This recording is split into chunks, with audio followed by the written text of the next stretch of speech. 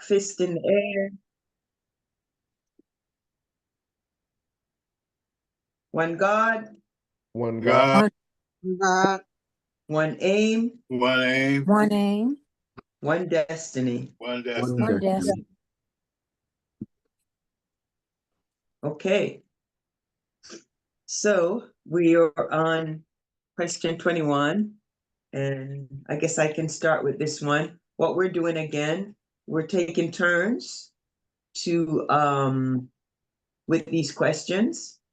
Just kind of whoever wants to read the question and the answer. For just for time's sakes, we're just reading the questions and taking turns, basically. And what we did last week, some of the answers have multiple responses. And so what we did first, for the sake of time last week, we just kind of read the beginning of the response. But yeah. So I'll start and do an example. So the question 21 says, what materials were forwarded by Chrysler to the United States Department of State? And so Cyril Chrysler, who was a key, this is all the Africa chat, of course, was a key representative of the UNIA in Liberia.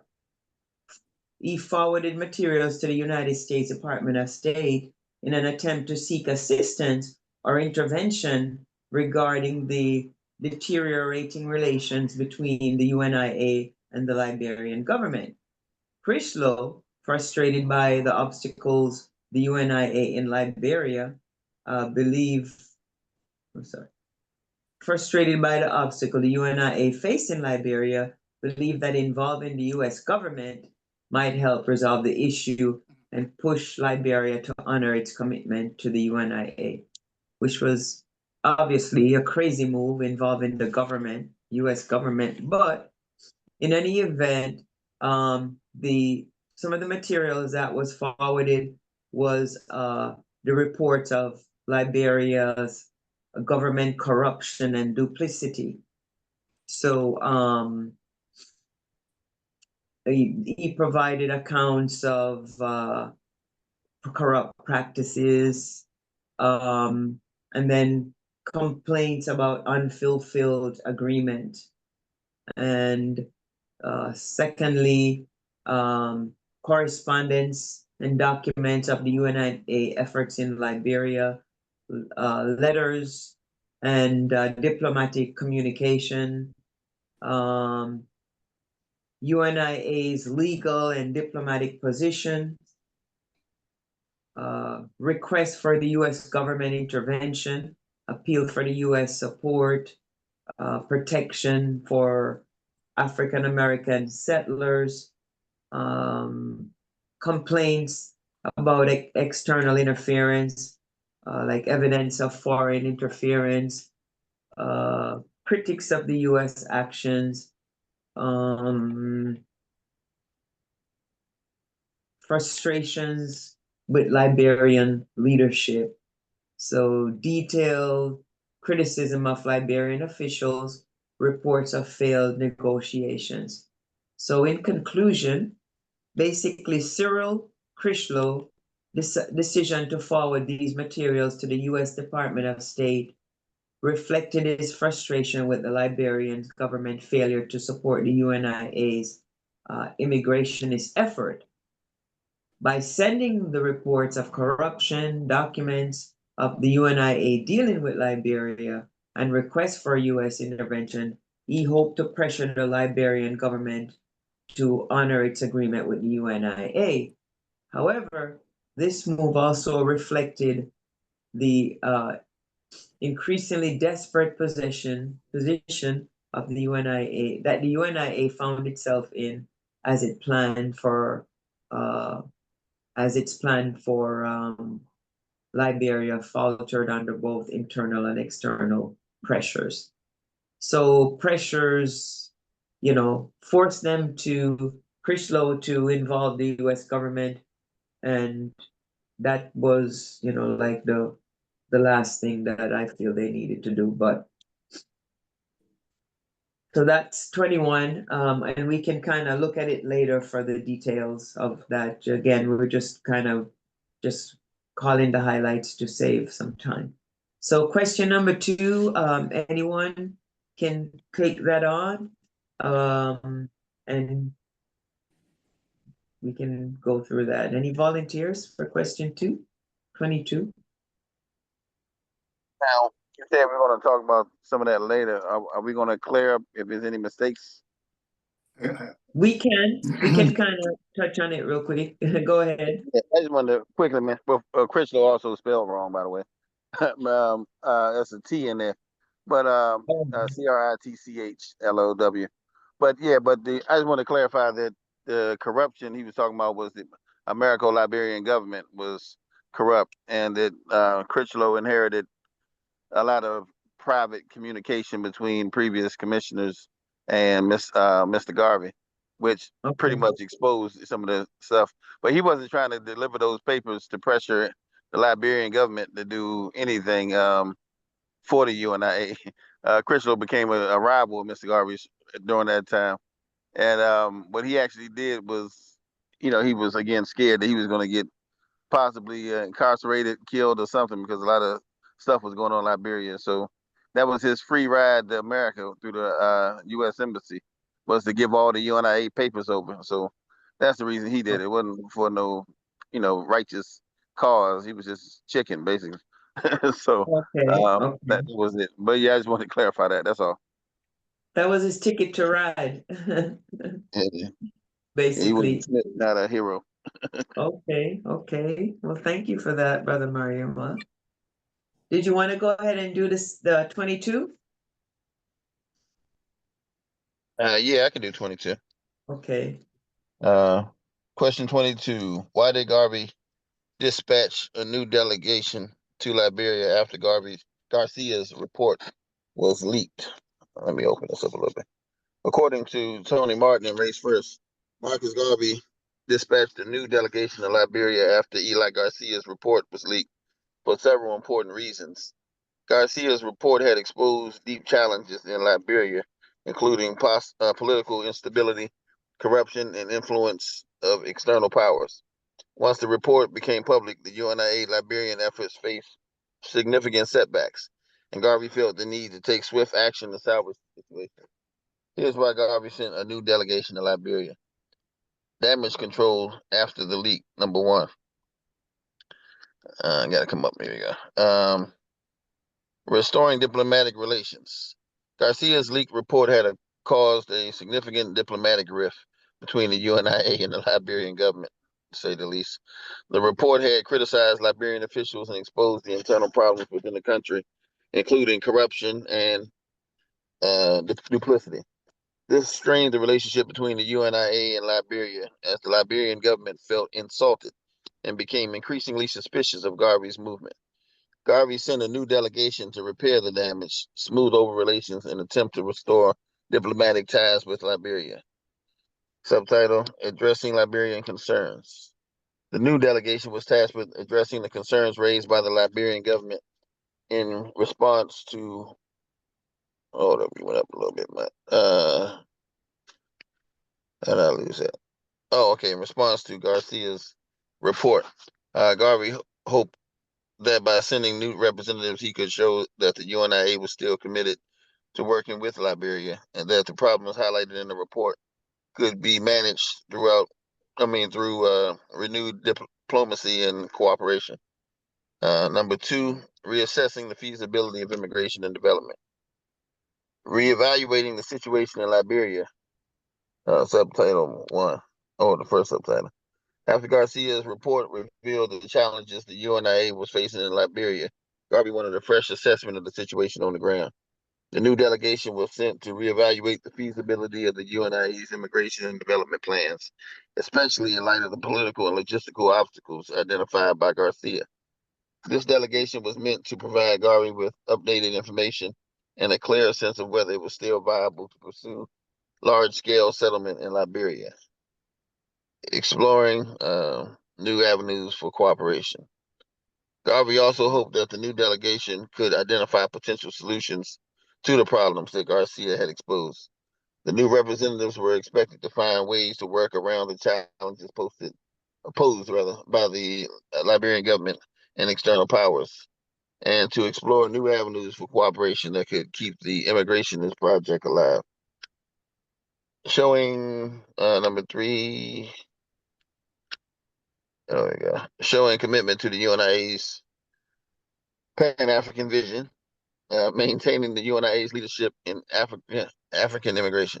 Despite the setbacks caused by Garcia's report, Garvey was determined to maintain the UNIA's leadership in the immigrationist movement and its broad Pan-African vision. By dispatching a new delegation, Garvey signaled that he was not giving up on Liberia or the ideas of African American repatriation. He wanted to demonstrate that the UNIA remained committed to its mission of African redemption and that the setbacks in Liberia could be overcome, reinforcing Garvey's vision of African unity.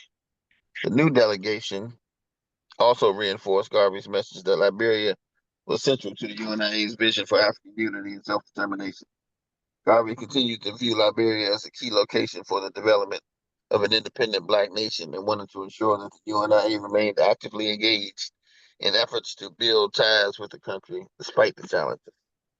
Number 4, mitigating the impact of external pressures, countering U.S. and European influence. One of the key issues highlighted in Garcia's report was the significant influence that the U.S. and European colonial powers exerted over Liberia. These external pressures were a major factor in the Liberian government's reluctance to fully support the UNIA's efforts. The new delegation was sent to mitigate the impact of these external pressures and to find ways to navigate the complex political landscape. Garvey wanted to ensure that the UNIA could still make progress in Liberia, even in the face of opposition from foreign powers.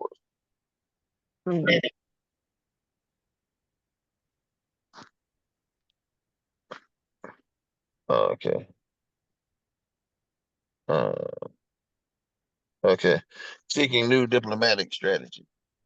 The new delegation was also tasked with exploring new diplomatic strategies that can help the UNIA work around the external pressures.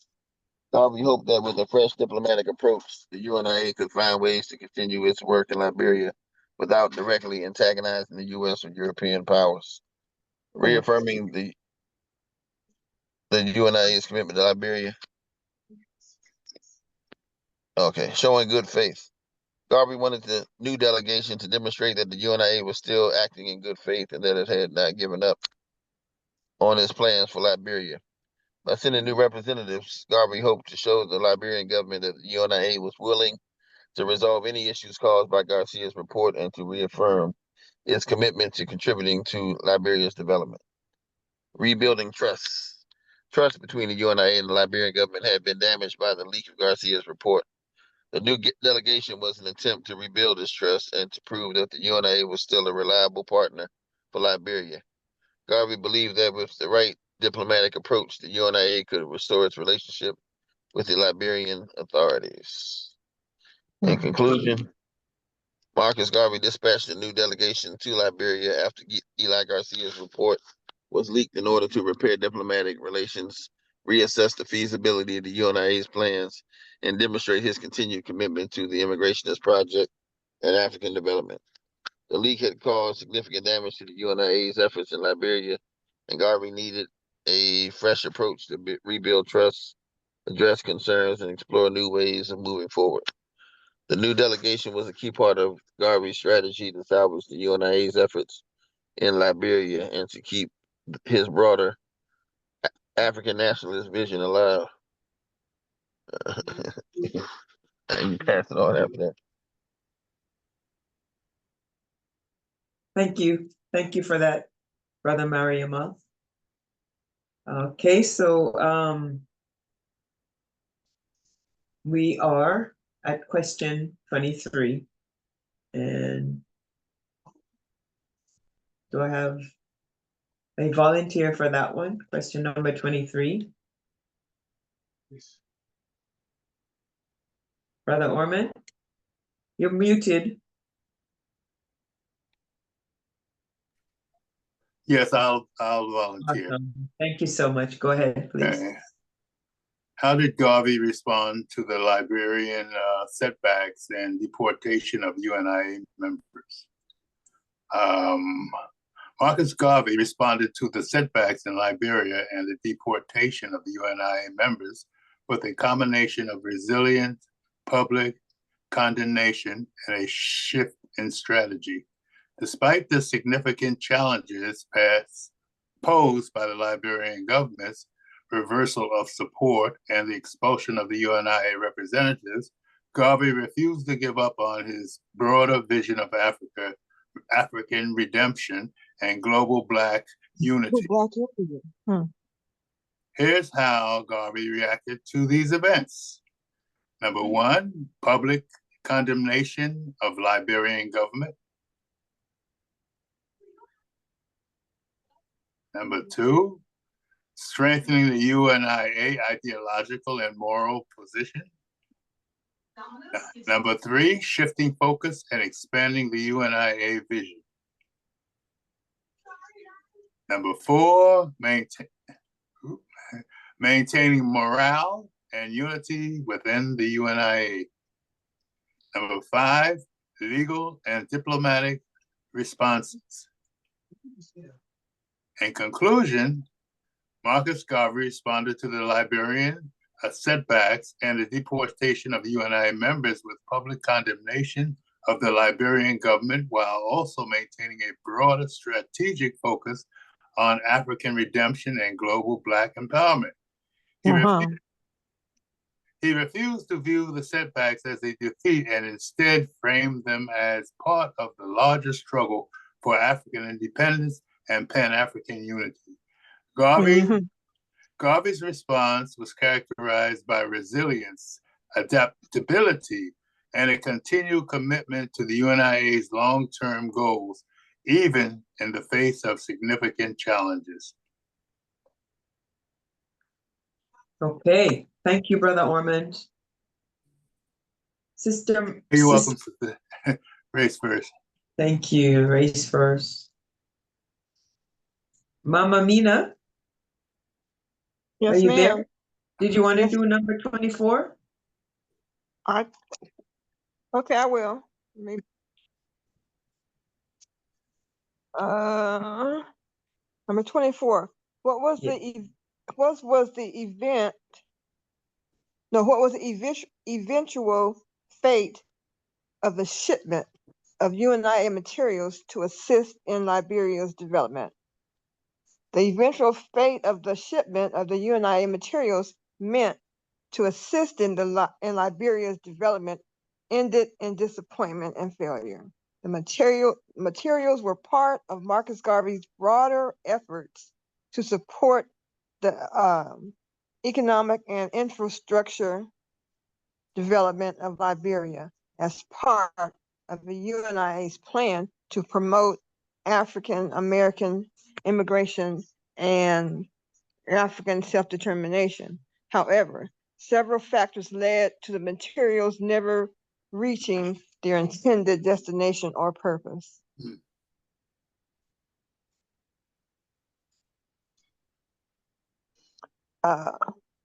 What were the key points regarding the fate of the shipment? Number one, materials stranded in storage. They got stuck in storage in the United States, and the UNIA had collected a significant amount of materials, including machinery, tools, and other equipment, which were intended to aid the economic development of Liberia. These materials were meant to support agriculture, infrastructural projects, and industrialization. However, due to the breakdown in relations between UNIA and the Liberian government, as well as external pressures, the shipment of materials was delayed and ultimately stuck in storage in the United States. Financial and logistic problems. The UNIA faced financial and financial difficulties that compounded the problem. The organization struggled to find the shipment and to navigate the logistic challenges involved in transporting such large amounts of materials across the Atlantic. These financial and logistic issues made it impossible for the UNIA to send the materials to Liberia as planned. Number two, the Liberian government reversal of support and a withdrawal of cooperation.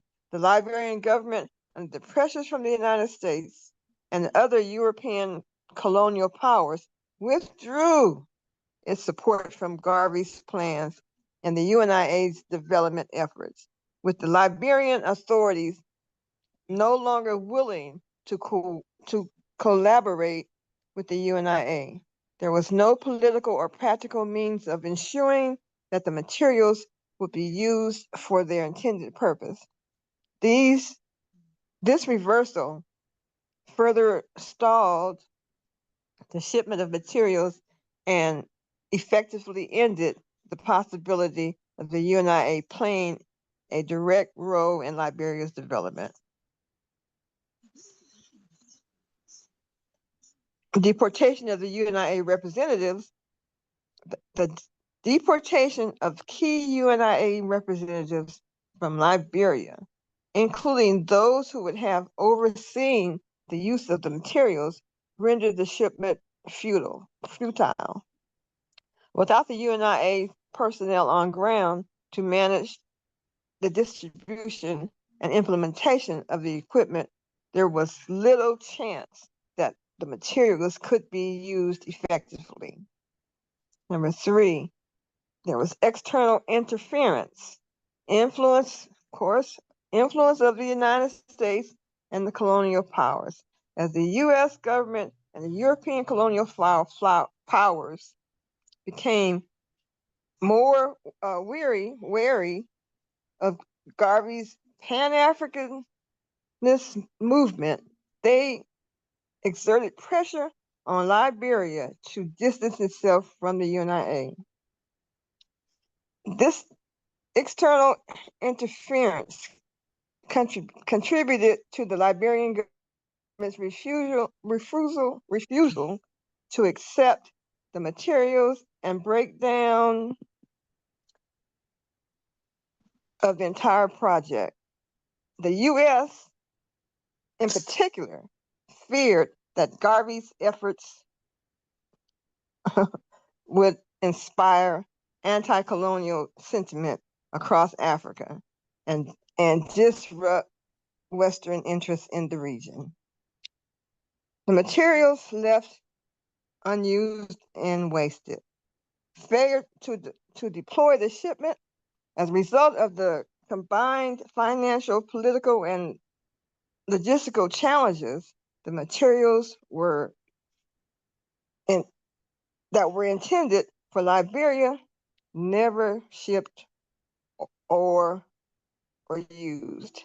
They remained in storage, unused, representing a failure effort to contribute to Liberia's development. This wasted shipment symbolized the broader effort of Garvey's plans for Liberia, which had initially seemed promising, but were ultimately thwarted by internal and external forces. Boy, oh boy. Loss of investment. The UNIA and its supporters had invested significant resources into acquiring these materials, but failure to deploy them meant that this investment was largely lost. This failure contributed to the UNIA's broader financial difficulties and undermined its ability with its followers, many of whom had hoped that Liberia would become a successful base for Black empowerment and development. My gosh. The conclusion The shipment of UNIA materials intended to assist Liberia's development never reached its destination and ended up stuck in storage due to a never reached stuck in storage and due to a never reached destination The and ended combination. up wait a minute, stuck in storage due to a combination of financial, that's these old eyes now, combination of these financial, logistic, and political challenges. The Liberian government's withdrawal of support, external interference, all contributed to the failure of the critical aspects of Garvey's plans for Liberia. This episode symbolized a broader collapse of the UNIA's efforts to establish a foothold in Liberia and to promote African American immigration and African development. No, Garvey was just so deep. You understand when this was happening? My gosh. Yes. That was so deep. Yes. At least, he ventured out to do that. My gosh. Yeah, it's amazing. It's truly amazing. And let me tell you, during the Black Power movement days, I participated in that. And they had some sister to come to our homes. I was in this particular organization claiming to be Amy Garvey. And I don't know if she said she was Amy Ashwood. I don't know which one of the two Amy she said she was.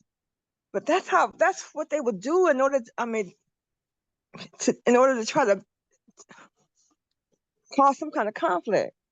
The But the sister sabotage. but the sister did show up. So I don't know if the sisters was in California. This was when I was in California. Hmm. And here comes some sister claiming to be Amy Garvey. How about that? What year Wow. was Excuse me? what year was that? Oh, that's sometime after maybe between 1969 and 1971 or something. Yeah. She did actually come in 68, I think it was, before she left to return to You she know why I know it attended was 69? Because my son was born in 69. I just depending on where I yeah, was living at the time. So yeah. She did a tour of the yeah, US, and on her last leg of the tour, Malana Karinga invited her out, so she came out there. I was in that conversation. Oh, okay. I Yeah. was there. Well, she did come. She came to my house. Yeah, that She was sure Amy did. Ashwood. Uh-huh. She sure did. That was Amy Ashwood? Yeah. Oh, okay. She sure did. Yeah, she Okay, praised Wow. pretty strong that time too. But go ahead, I'm sorry. what Wow. did you say? What you say? Yeah, she laid the praise on him pretty strong at that time too. She I think called Dr. Malana Karinga one of the greatest leaders since Marcus Garvey or the next coming of Marcus Garvey, something like that. Oh, we laid a bunch of praises on him too. My gosh, but to stumble is not to fall, but to move forward. But anyway, yeah, yeah, so yeah, everybody, we have problems with all these struggles. I mean, all this stuff. But there was a whole lot of people. I mean, we had to. Oh my gosh, it was a good time. But stuff happened.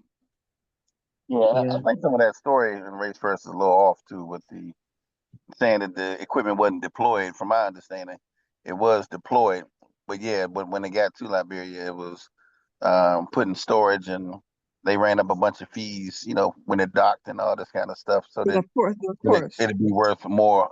It'd be more expensive to get the equipment than what it costs to send it over and et cetera. So anyway, they were just playing games so they can seize it and give it to Firestone. But it wasn't any problem on the UNIA's part. They breached the contract that they had and claimed they didn't have any contract, but it was just Liberian corruption. Hmm. Hmm. Wow. That's amazing. Lordy Lord, Lordy Lord. Wow. Okay. Thank you for that, Mama Nina. May You I ask actually you a question? Thank you. Excuse me? May I you ask? actually met Amy Ashwood. She came. She sure to come to our houses. came to my house. Wow. Wow. I said, no, How about I've been, that? yeah, how about that? Wow. Oh my goodness. Before they May take I? the ornament, Huh? we had a comment. I have a question. Maybe Brother Kamu could answer it. What sort of materials were they, and how much was the loss to the organization? Yeah, and on that part, I've read what it was before. It was I believe one was there was a tractor What? and some other things. Yes. right, right. It was mostly agricultural equipment, and I think I'm not sure if it was a sawmill or a dynamo or what, but it Yes, was a sawmill as well. yeah. So Mhm. All yeah, right. it was yeah. They had all the good intentions and they were honoring their end of the deal, but Liberian government from the beginning had no intention of honoring their end of the deal. And then they made it seem like Mr. Garvey was coming to invade and um, take over the land hostilely and run the Europeans out. And so anyway, it's just The them playing Europeans was games. the Europeans was telling them that. So they acted as if they had good intention, but then the pressure supposedly from the Europeans had them flip-flopping. Yeah, and there So was the killing of or these mysterious disappearance of a lot of Garveyites around that time aided in Pritchlow's disappearance. So that's something that I don't think people mention. But if you really look at what was going on in Liberia, there were a lot of people who were spreading Garvey's word, who were getting thrown in jail and executed and ended up mysteriously dead and getting sick and dropping left and right. About four of them around the same few month period. So anyway, it was a lot of stuff going on. Um, I yeah, mean, that's why we have a Black Lives Matter group today, right? Because of the junk that they yeah, have been doing to us. My God. yeah, It has not stopped. yeah, yeah, true. Well, we the new BLM, the Be Like Martha movement. mhm. I like that. Wow. But just to hear, the steps that they would take in order to stop anything positive from happening within 2 and 4 Black people. And what they do, they send every one of their archaeologists into the continent and what? Stole everything out. My gosh. Makes Yeah. me mad to think about it. Still doing it today, but the revolution is on. Well, we've been trying to be revolutionaries back and for a long time. No, I mean on the But that's why your spirits are needed. Your younger spirits are needed for sure. My gosh. Mhm. There's some revolutionary things going on the continent, so hopefully that'll, be the sign of the end of colonialism or neo-colonialism on the African continent. It's gonna be Hmm. a while though. No, that's where the Garden of Eden was, and they won it. My gosh.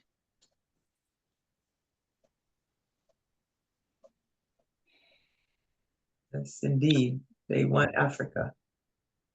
And don't want Okay, us to, so and they do not want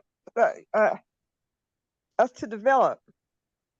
My gosh. they are here. Look at how many Black Wall Streets they've sabotaged. Absolutely. I mean, yeah, Absolutely. they know our power. We just have to And know it.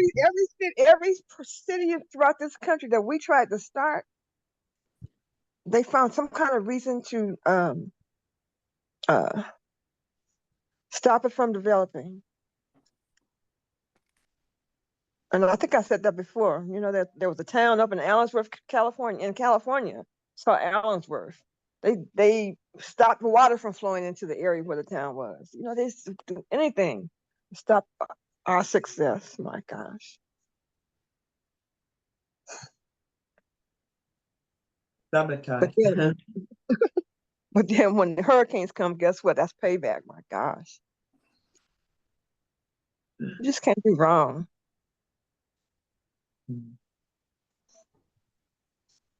Yes, It's gonna, nature has a way of I just taking care of things. nature will take care of some business for sure. Yes. Okay, so if anyone wants to take 25, we can take a look at that. If not, I'll take it. It Okay. says, okay, so it says, what was the basis of the petition to the Liberian Senate and House of Representatives? The petition submitted by the UNIA to the Liberian Senate and House of Representatives was an effort to secure the cooperation and support of the Liberian government for the UNIA's immigration and development plans. This petition was a formal request for assistance in facilitating the settlement of the African Americans in Liberia and for implementing economic and infrastructural infrastructural development projects. The petition was rooted in Garvey's vision of African redemption and self-determination, with Liberia serving as the focal point of this effort. So a few bases of the petition was number one, request for land grant. So securing land for African American settlers. So supporting, I guess I'll read it real quick. The petition sought to obtain land grants for the Liberian government for African Americans who wish to immigrate to Liberia under the auspice of the UNIA. The UNIA aimed to facilitate the resettlement of African Americans who are seeking a new life in Africa, free from oppression they face in the United States. The petition asked for specific tracts of land where the settlers could establish farming communities and develop their own industries. Also support Liberia's development. The UNIA framed the request for land not just as a benefit for African American settlers, but also as a way to support Liberia's own economic and social development. The petition emphasized that the arrival of skilled and educated African Americans would contribute to the growth of the Liberian economy and help to modernize the country's infrastructure. Number two was proposed economic development projects, industrial and agricultural projects. The petition outlined plans for industrial and agricultural development in Liberia, driven by the skills and capital that African Americans would bring to them. The UNIA proposed the establishment of factories, farms, businesses that would help boost Liberia's economy and improve living standards. This development was intended to serve both the settlers and the local Liberian population, creating jobs and fostering economic growth. Collaboration and infrastructure. The petition also included proposals for infrastructure projects, such as building roads, schools, and hospitals, which would improve public service in Liberia. The UNIA promised to invest in these projects, arguing that they would benefit the entire country and contribute to the modernization of Liberia's economy and society. Also, appeal to Pan-Africanism and African unity, Pan-African ideals. The petition was grounded in the Pan-African ideology that Garvey and the UNIA promoted. It called on Liberia to embrace its role as a leading African nation in the global movement for Black unity and self-determination. The UNIA presented itself as an ally in the effort to build strong, independent Africa, free from colonial influence, and Liberia, as one of the few independent African nations at the time, was seen as the ideal place to bring this effort. Unity between Liberian and Africa and the African diaspora. The petition was also emphasized the shared heritage between Liberia and African Americans, many of whom viewed Liberia as a homeland. By welcoming African American settlers and collaborating with the UNIA, Liberia could strengthen its ties with the African diaspora and create a united front against colonialism and racism. Security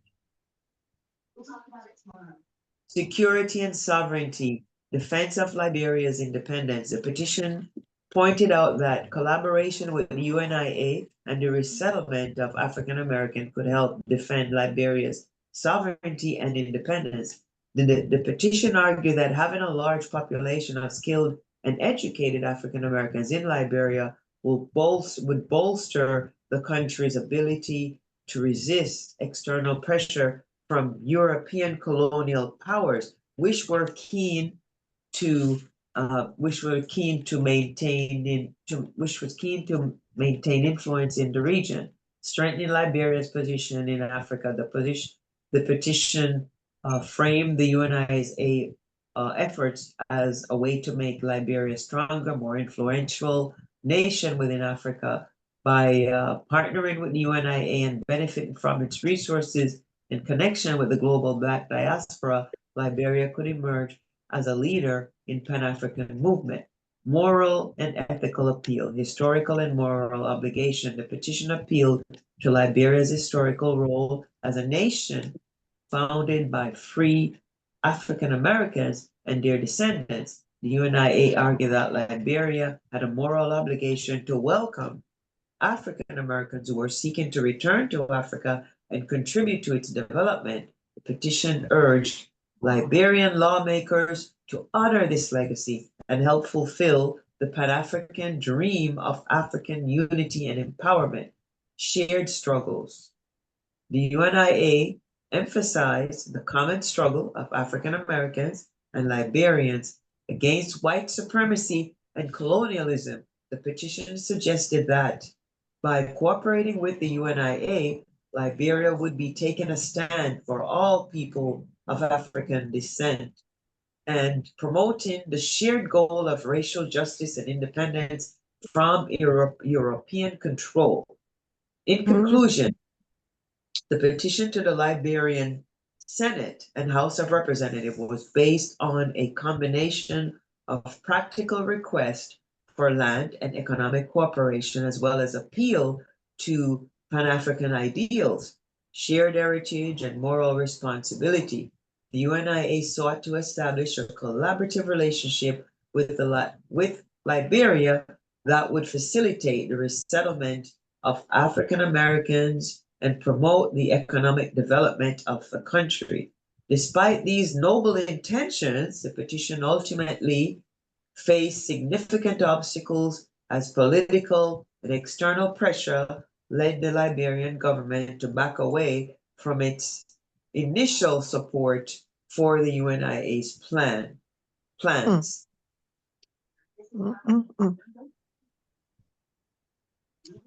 Isn't that something? Yep. Yeah. So 26, anyone? So we can continue. It's actually 9:09. We can continue with staying on the Africa path and just jump into the Black Star Line next week if everyone's on a roll, and we can just continue with wrapping this up. I'll read. Okay. What was the aim of the petition that was presented to President Coolidge by the 6-member delegation following the annual convention? The petition presented to U.S. President Calvin Coolidge by a 6-member delegation from the Universal Negro Improvement Association. Where am I at? Oh, UNIA. Okay, UNIA, following its annual convention and its several key aims. This petition was part of the UNIA's broader strategy to seek official support for its goals and address the and address the issues faced by the African Americans, particularly in relation to racial oppression, immigration, and the African development. The delegation sought to engage the United States government on issues central to Marcus Garvey's movement and the Pan-Africanist vision. Here are the primary aims of the petition. Number one, protest against the United States government treatment of Marcus Garvey. Number two, appeal for support of African American immigration. And number three, promotion of African development of Pan-Africanism and Pan-Africanism. Number four, address the broader conditions of African Americans. In conclusion, the petition presented to President Coolidge by a six-member UNIA delegation following its annual convention had several key aims, including calling for the pardon of Marcus Garvey, seeking U.S. support for African-American immigration to Africa, promoting African development and Pan-Africanism, and addressing the broader conditions of racial injustice faced by African Americans in the United States. The delegation hoped to secure U.S. Government backing for the UNIA's goals and to challenge the legitimacy of Garvey's imprisonment, while advancing the vision of global Black unity and empowerment. Yes. Thank you, Brother Orman. I don't think they cared what was in that petition because they had their own goals, you know. They wanted to sabotage everything and deport Garvey. So at least we know they tried to do a petition, you know. So that's comforting. Yes. You have to do what you have to do at that time. There was a lot of pressure, but he continued. Yes, absolutely. Absolutely. Okay, so I have a question. Maybe Brother Kamo can answer this. What is the state of the UNIA in Liberia today? Is it has the attitudes changed? And is there a community there that's a viable community that's growing? Wow, you know, that's interesting. You should ask that because the UNIA has a long history with Liberia. And unfortunately, from what I can ascertain, attitude has not changed one bit. And this is despite the fact that Mr. Garvey's successor, James Robert Stewart Sr., who succeeded him in 1940 as President General, despite the fact that because during Tubman came in, I think around 1945, somewhere around there, he became president of Liberia. And William Tubman opened up trade and commerce to Liberia, particularly to African Americans. He wanted pretty much to continue what Mr. Garvey started. So anyway, he had opened up for people who wanted land to come on over and, you know, start engaging in business, help develop the country. So Mr. Stewart took advantage of that opportunity because he had succeeded in building a community in Ohio that he called Liberty Farms, and they had, you know, set up a sawmill, chicken farm. You know, they were moving tons of, you know, produce, etc. So he wanted to replicate that in Africa. So in 1949, the UNIA moved get that settlement to Liberia, and there was some controversy about that. And that's where one of the first splits came in the organization. But anyway, so the UNIA moved over there, set up headquarters, was thriving. In 1954, Tubman actually became the sitting president of Liberia, became the potentate of the UNIA. And he was the head of the organization, technically, ceremonially at least. And the UNIA was doing well until Tolbert's administration kind of came in. Stewart died in 64, but then in 66, the other side of the UNIA, which Thomas W. Harvey was in charge of, they also opened up in Liberia, in Monrovia, a Marcus Garvey Memorial Institute, of which many people came out of there, became senators and heads of state in Liberia, including Sam Doe, who graduated from the Marcus Garvey Memorial Institute, and he wound up taking over the country. So anyway, it was not. Go Oh, it's ahead. my okay, yeah. So there was a lot of interest and activities, UNIA, Liberia. Even when the war broke out and a lot of Liberians came to the U.S. Many of them were Garveyites. In fact, I met one sister in Maryland whose her mother was the daughter of the first potentate of the UNIA, Gabriel Moore Johnson, and her Wow. father was um, her stepfather, I should say, was one of the delegates who came over in 1921, Frank Lawrence. His son Dudley Lawrence was her father, and then her stepfather was Stewart's first assistant president general from out of Sierra Leone. Anyway, but she was connected with the UNIA, grew up in the UNIA in the 40s and 50s over there in Liberia. Some others I met on this end, so they had ties. Many of them had risen in high office in generals, the military, etc. So it was a lot of interaction. Even Stewart's daughter, when the Ben Ami and the Hebrew Israelites came over to Liberia before they went to Israel, they settled there and they were about to starve and die, like the Pilgrims did in America, until the Garveyites, particularly Donna Stewart, taught them how to farm, told them to throw away those cheap Sears and Roebuck's shovels they brought over, and gave them some real Uh-huh. tools and taught them how to till the soil. But yeah, they talk about it. I got to interview Ben Ami's one of his wives, Sister Baxion, and she kind of filled me in on some of the things that went down along with a couple others. Prince ACL and others. But anyway, there's a lot of history of the UNIA supporting Liberia, the activities, the businesses that were started over there in the 60s. I got pictures of some of the divisions, that was over there thriving. And then that kind of died down in the 70s after Mr. Harvey died, and the guy who was running the commissioner, Harding, was the commissioner over there. He died at the same time Mr. Harvey did in July 78. So anyway, that kind of made it lull again.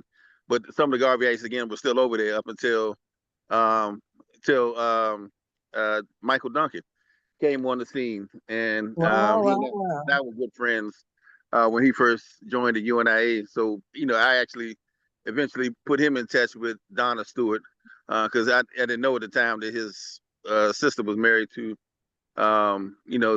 football player over there, and he was running for office. So he was planning on going over there. He asked me to put him in touch with the Stewart family. So he got in touch with them and kind of reactivated some of the farm and the school and some activities they had over there.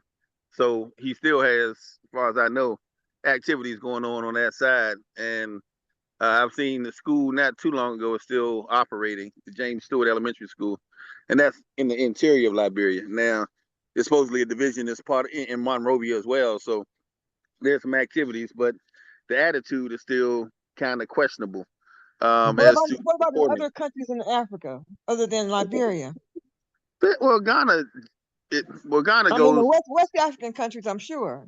Because yeah, even look at the Stokely Carmichael went over there and married Mary McKay, but that was like South Africa, right, right? right, exactly, yeah, yeah. Now there is some interest in South Africa, but most of it is kind of through the roster. So it's a interest, but not so much in organizing like the UNIA, but into the mystical. Garvey is the forerunner to Haley and that kind of interest, but Right. some are a little more like the original ANC members. Organizers were Garveyites who is refashioned the UNIA into a political entity, but Walter Sisulu and Buthelezi and all these people, they were stone cold Garveyites for many years before they put the ANC together. But also there's interest in Nyasaland, Malawi. Sam Nujoma, the first president of um, uh, what was it, Namibia, was a part of Carlos Cook's group back in New York, and he was Okay. still Garveyite up in his 90s. Yeah, there's a lot of interest all over the South. Some in Kenya. Jomo Kenyatta's son, when he was president, Right, right, right. he made sure he made mention every time he went to Jamaica how much his father loved Mr. Garvey and used to read the Negro or recite what he memorized from the Negro The world. Negro world. Yeah, so I mean, there's some interest there. The African Orthodox Church has some chapters around, and they still, bring up Mr. Garvey. They don't necessarily as close as they once were when Archbishop McGuire was the head, of course. But there are some branches that still, talk and celebrate Mr. Garvey. And there's some divisions all around, but these divisions in Ethiopia, Tanzania, Kenya, some Right. different places, they're kind of small, so they haven't reached a point. We even in their community, they would have critical mass. It might be like 7 or 8 of them, or 5 or 6 of them here and there. So it's not grown like it could. And Nigeria, they has some interest too. And of course, Ezekwe was a staunch Garveyite. That's where the what do you call that? The See that? Biafra flag came from. But yeah, the red, black, and green Biafra flag, even Right. the Kenyan flag. I mean, that grew out of an actual red, black, and green. Well, actually, the order was black, red, and green. I think they had, but the original Okay.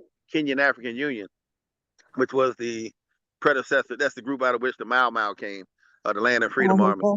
But the Uh-huh. Kenyan Union flag was red, black, and green, thanks to Jomo Kenyatta when he was president. But yeah, anyway, it's a lot of history with Africa maintaining elements of Garveyism and interests. And that's why we're trying to get a bust of Marcus Garvey installed at African Union headquarters. I'm actually working on a document to pitch it to the head of the African diplomatic corps over there so that he can pressure some of the African Union member states to agree, to have that bust of Marcus Garvey installed. Eventually, we want him Right. as national hero of the United States of Africa. That's kind of how we want to portray him. So Right. anyway, but there's some familiarity, some effort, some interest, but just not enough. Ghana is definitely the biggest though, but even that is still pocketed. So pockets are here, pocket there, but you can't have a black star in your flag and be having big events like the Black Star Festival in Black Star Square and have honorary Black Star awards like the one that Haile Selassie received. And Uh-huh. they used to have a Black Star shipping fleet back in the 60s. Hmm. So I mean, Ghana was, and they still have at the Du Bois Center, they have a Marcus Garvey room, which doesn't seem fair, but anyway. But yeah, there's the president Akufo Addo.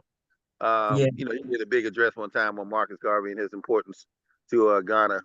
So like I said, yeah, there's interest, but like that, I'm working on more interest. So we'll get there. So you say there are many versions of Garveyism, but any of the other organizations practicing like the governmental structure, like what we learn here, like that is established in this particular version of Garveyism, is the governmental structure still adhered to in the other Garvey institutions? Well, uh-huh. The positions and how that was structured was laid out very well with the. Yeah, well, the other associations that titled themselves UNIA, they all adhere basically to the same structure, even though it may not be 100% the same, but it's essentially the same constitution, flag, ideology, and still linked to the same legacy. But again, like none of the associations have made Blossom. that big, blossom, right, or flourish to the extent that you can say the Garveyism is thriving in Africa. But you do have enough to say you have some representatives in key regions, Sierra Leone, different places. So even Senegal, so but some folks in Africa too they, like not just Africa, but other places around the globe where there may be some degree of impoverishment. They think the Well, of UNIA is course. a pocket full of money and is Oh ready to no. just go and send millions of dollars. So they'll join and say, "Oh yeah, I love Garvey. Yeah, send me money." I'm like, "Oh, bro, do you know what the UNIA is? Well, teach me." And okay, now send me money. So it's like some you got to question how sincere are they? Or they just trying to milk us? Because I've had to organize over there, and I had to let them know clearly that we can't do nothing for you until you first make up your mind to do something for yourself. So once that's clearly I mean, understood, yeah, I mean things can go. But I'm just Madam President, Vice President Diane, I didn't want to take up all the time. in his No, company. that's No, amazing. That's that's good amazing, and information. that's pertinent information. So I welcome that. Yes, That's yes. you. Thank you for sharing. Thank you. Definitely. That's great. Because I know that after I remember in the book too, after the things weren't really gelling as well as they should, that some of the Garveyites had to denounce that they were associated with the UNIA to get into Liberia, but quite a bit of you know, quite a bit of African Americans still, and other people from other islands and stuff still made their way into Liberia. Oh yeah, So, yeah, yeah. Once is actually doing a book on that subject. I've been helping her with some of the research, but yeah, hundreds from Jamaica came over in the mhm. '60s and '50s, and there was definitely people from New York and other places who would come over. In fact, a quick story. Miriam Samad told me about her father. Her father and this Mhm. other elder from out of New York named Barnwell, Albert Barnwell, who was one of my mentor elders back in the '90s. Um, he and his father and Miriam Samad's father were part of this group within the UNIA, which they called the Knights of the Round Table. The This Knights was, of the Round Table. All right. yeah, this was the group that handled the business if some business really need to be handled, a part of the Royal Guard. But this was I guess you would say equivalent to our Mossad, but this was the serious no nonsense group. So when some things had to be done, both of those brothers who are, or people I'm talking about Barnwell's father and Miriam Samad's father, both when they got police were looking for them in the U.S. They both bolted and went to Liberia. That was their safe haven. Along with a lot of other Garveyites in the Tigers division. There used to be an all male division in New York. But matter of fact, y'all probably know what's the brother there in Atlanta? Well, I think he's still in Atlanta. The musician used to play with Gil and I think Pharaoh Sanders. Sonia, Uh, Sunni Ali. That's right, Bilal Sunni Ali. Oh, His Sonny uncle, Ali. Oh, yeah, I know that name. his uncle was in the UNIA, well, the Tigers Wow. division. And so I forgot his first name, something Davis. Um, but anyway, his uncle went to Liberia with his cousin, back in the '40s, I want to say, and stayed there for a while. I actually wrote a book about it. His life there, Mhm. traveled, throughout the country, and was trying to establish some Garveyism there. But a lot of people repatriated back over there. So yeah, there was elements and connections that you'll find over there that can trace back to Africa. Even at the fourth at the not the fourth the Pan African Congress of 1974 in Tanzania. Oh, There were people there who were on the ground when the delegates came over to the Pan African Congress. There was brothers like one brother named Professor who was a staunch Garveyite, and his mother had repatriated with him when he was younger, back in the '30s and '40s, and they stayed over there from the United States.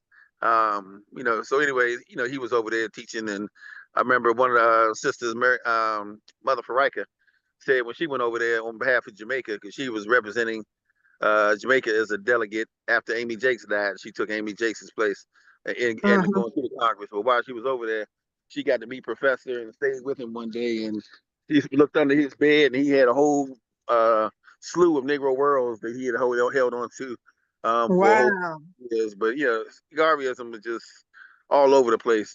I don't even get surprised anymore when, like one brother, when I went to the parade in New York, and I went to speak at the Apollo concerning the Marcus Garvey film. While I was there, was a brother from Australia that had a story, about the Australia. UNIA and the Wow. yeah, because some of the people from Australia actually went to the 1920 convention as delegates. So anyway, Okay. like I said, the stories pop up all over the place. Folks in Guyana, I've talked to who were with the what's that Trans Africa group some years ago, was telling me about how Mr. Garvey came to Guyana and organized, and that same day everybody pulled their money together, started a farm, and the farm is still there today. They built a school on it, and they still talk about Garvey and celebrate him every year. But that kind of stuff, just stories are all over the place, from Blue That's Plains, great. Nicaragua, everywhere. So yeah, Wow, that's amazing. yeah, oh Yes, yeah. I did hear a talk from a young lady on a YouTube, but she was just talking about the resistance and how much the West is taking and how little they're given. So even though, there's radicalism and improvement, they're still having some neo-colonial influences that they're not happy with. So yeah, that's crazy. Yes, but thank you so much, Brother Mariama. That's wow. That's Good information. yes, great information. Thank you so much. I'll- Okay, go ahead, Mama Min. no, I said I was saying thank you too. Yes, thank you. Asante Sana. Asante sana. Yes, yes. Were you gonna add any more, or were you wrapping up, Brother Mariama? I did, No, that was it. I was just, kind of speaking to a question. okay, awesome. Thank you, brother. Yes.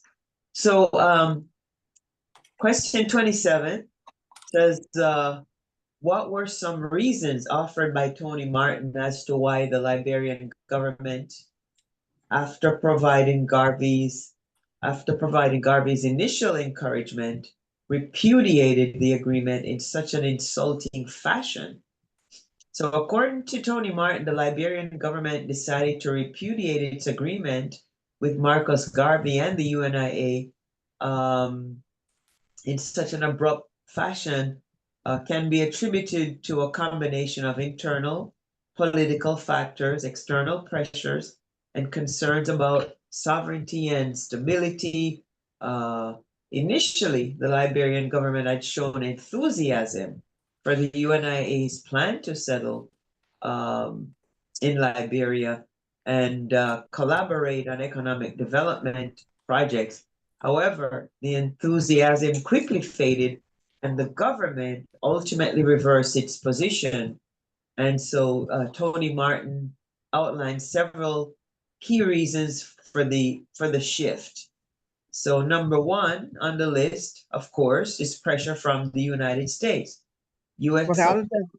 yes, U.S. opposition to Garvey's Pan-Africanism, threats to cut financial aid. Number Uh-huh. Yes. So number two, yeah, that's the thing. They steal the resources and come with their aid. Oh, such a trip. So pressure from European colonial power, which is But of saying, course, yes, so their fear of regional destabilization, which they usually fund. Then also diplomatic pressure on Liberia. Britain and France, here you go again, significant influence in Liberia due to their colonial presence in the surrounding region. So, here we have something that could have been powerful, but they allowed the oppressor, the colonizer, to intervene and threaten to take money. Look what they did in Zimbabwe. They're still suffering from sanctions. So, in a way, it's kind of touchy, I suppose. It's kind of delicate. So, but anyway, I wouldn't side with people who are oppressing me, but it's easier to say when we're not in the position, I guess. But anyway, number three, concerned over sovereignty and external to, stability, which was fear of losing control. And then there were internal power struggle. Number four,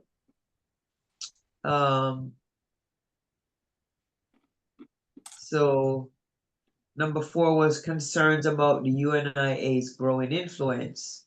but it's So I can read, I'll read that part. So it says fear of UNIA expanding power. As Garvey movement gained traction globally, the Liberian government became increasingly concerned about the growing influence of the UNIA, the movement's ability to mobilize the large members of African Americans and people of African descent around the world raised concern that UNIA could eventually exert too much influence over Liberia's political and economic affairs. Liberian Mhm. officials, and that would have been good. But anyway, Liberian officials may have worried that the UNIA's presence would weaken their authority and make the country more Autonomy. I know, make the country more vulnerable to outside influence from outside influence uh From Africans in America. from Garvey's and his followers. So Uh-huh. basically mistrust of Garvey's motives. And then number 5 was economic and logistical concern, practical difficulties with implementation. So they're saying that although, and then economic risk, I was just gonna touch, but economic risk basically, um, disillusionment and lack of trust. So again, trust, we have to trust each other, breakdown of trust, concern about Garvey's leadership. The leak report from the Eli Garcia that we looked at earlier, concerns about Garvey's leadership. Um, so basically the growing controversy surrounding Garvey, including his conviction from mail fraud in the US. So again, we see this influence that propaganda, negative and untrue, having an impact, you know? So if they're appeasing, they're slandering Garvey and accusing him of mail fraud, that Uh-huh. also that also had some influence. So that's another thing to take into consideration. But in conclusion,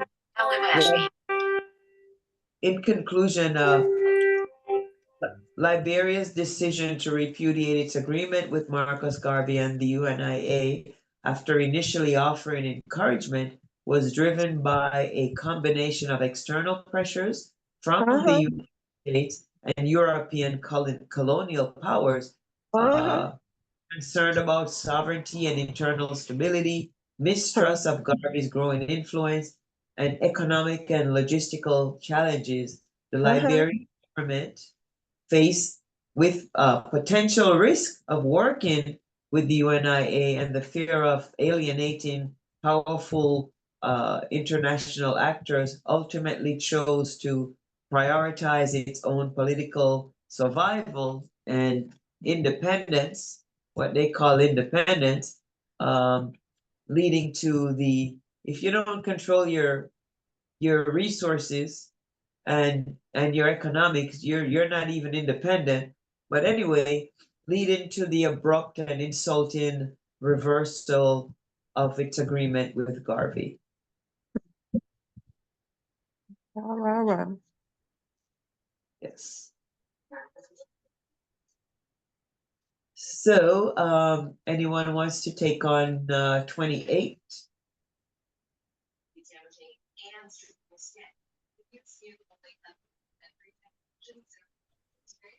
I got it. Okay.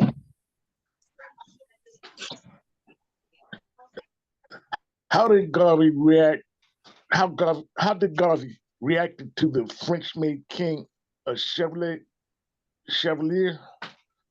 of the I think it's Legion of Chevalier. Honor? Yes. Chevalier. Okay. Yes, something like that. Whatever it was, It's, that's French. it's a prestige of some sort. I'm not sure what exactly the Chevalier is, but yes, Okay. the French word. Marcus Garvey reacted with strong disapproval and public condemnation when the French government made Charles D.B. King the president of Liberia, a chevalier of the Legion of Honor. This occurred after King had repudiated the agreement with Garvey and the Uh-huh. UNIA, Uh-huh. So they knew who they effectively, could work with. Uh-huh. Okay. effectively blocking Garvey's plans for African American Immigration. immigration and development in Liberia.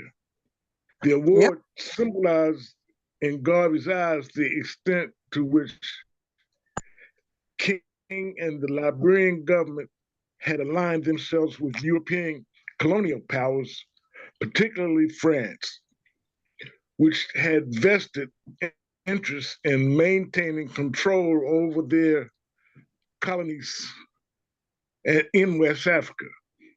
Yep. Here's number one, public condemnation of King.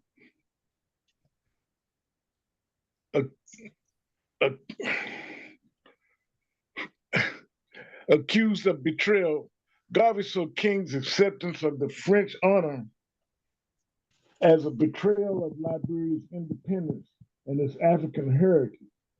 He viewed King's actions as selling out Liberia to European colonial powers, particularly after King had initially shown support for Garvey's Pan-Africanist vision and then reversed the course under pressure from France and the United States.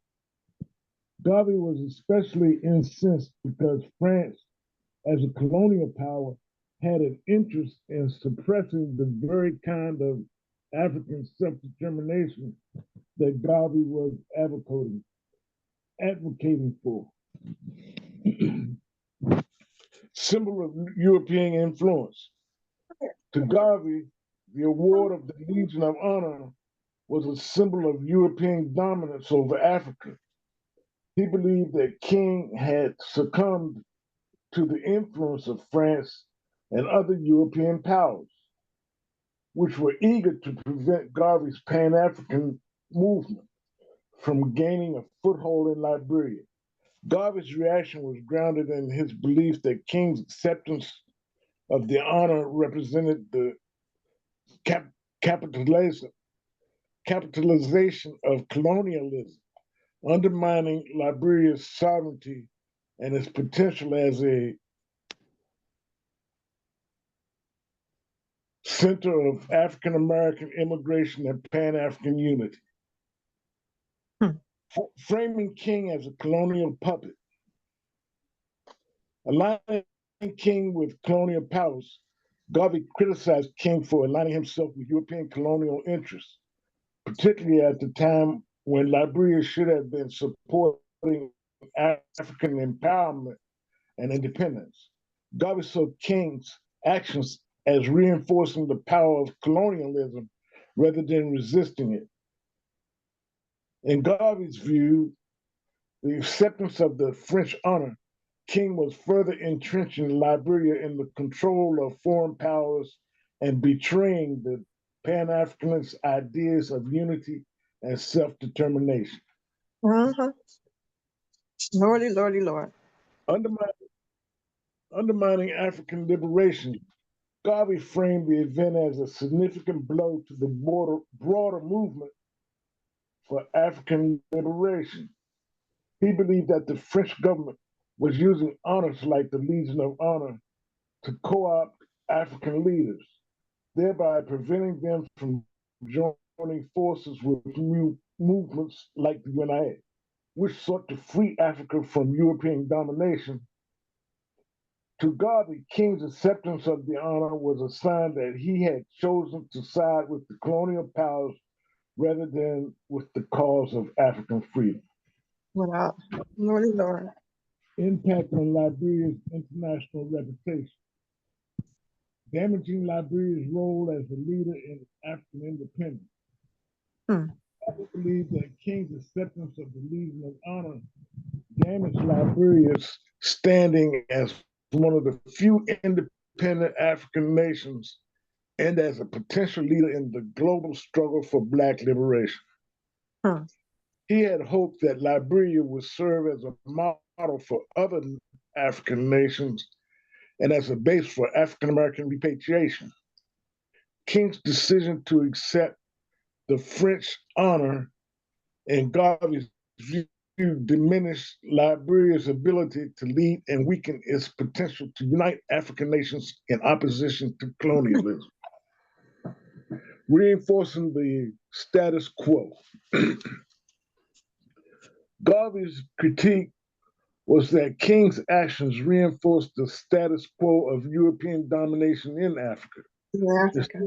Instead of standing up to the colonial powers and forging an independent path for Liberia and Africa, Garvey argued that King had allowed himself to be influenced and controlled by European interests, which sought to keep African nations divided and dependent.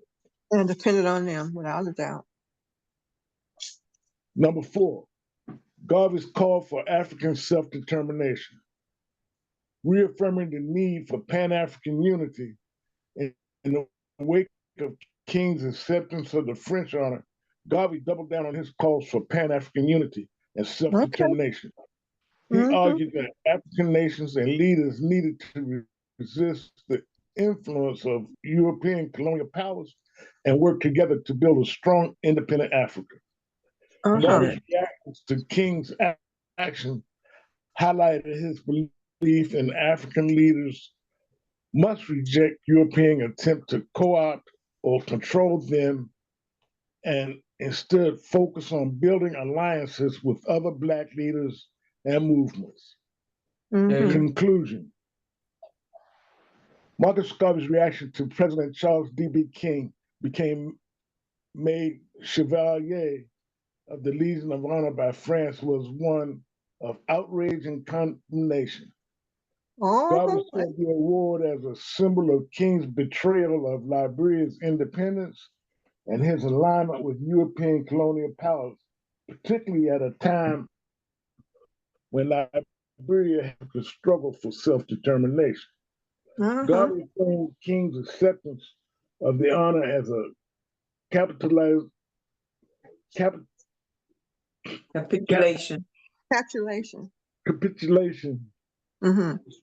to colonialism and the betrayal of the Pan-African ideals at the UNIA-ACL, reinforcing his broader critique, the African leaders who, in his view, allowed themselves to be co-opted by colonial interests. Wow. Thank you for that, Brother Art. Wow. That's amazing. And Garvey was outspoken about it. And we still have puppets on the continent today. We got puppets right here in the United States today. Yeah. Some people will do anything for money. Some people do anything for money and don't have to be that much. Yeah. Just 30 pieces of silver. That's right. Sell out their people. And put us back, you know, with the dinosaurs for years. Yeah. Yep. Wow. Get a little money, a little power. They go straight to their head. They, you know, they get who they are. Wow. Okay. Look at this. Yes, you know, go ahead. They did their job on us as Black people. I mean, you understand. Oh, the mindset of Black Americans was, thank God for Marcus Garvey. But they didn't, you better not call nobody African. They didn't, you understand they made us hate ourselves. Yes. Yeah. Terrible. So now we have to. Yeah. And they tried very hard for us to forge any relation with the African continent. I mean, they did so many things. Don't want that to happen. And they still don't want that to happen. You're right about that. Right. But there has been a number of Africans to migrate here, and a lot of people go home to Africa maybe in their retiring years. But we need to continue to do that. Yes. Yes. Before they put their germs on the continent, kill off some people with this COVID. They tried with COVID and did COVID. I mean, they did syphilis, COVID, whatever they can get and try to kill you off. Yeah. I mean, that's their tactics. Ebola and AIDS were concocted in library, but in a laboratory. Exactly. But you know, Exactly. there's those stories for other days. There, Wow. there are a lot of Africans here in Atlanta, and they have their festivals, and they bring a slice of Africa here into the parks and Right. things like that. So it would be nice to join them also. I try to Yeah. check as many as I possibly can, and you know, and experience, you know, dealing with your brothers and sisters and their culture, and they have a lot of their vendors out there too, you know. So Yes. Exactly. That's what thought I would try to do for us with a marketplace of sorts. mhm. Yes, that would be great. I mean, this holiday time, but there's so much we have to do though. So many A things huge are happening. marketplace, but that Maybe would next, be a nice event. maybe in February, because right now there's a lot of stuff happening. Yes. Yes, yes. So I can take 29. It says, what fear did Reverend Dr. R. Hurton bring home to Liberia Hall To in Liberty Hall.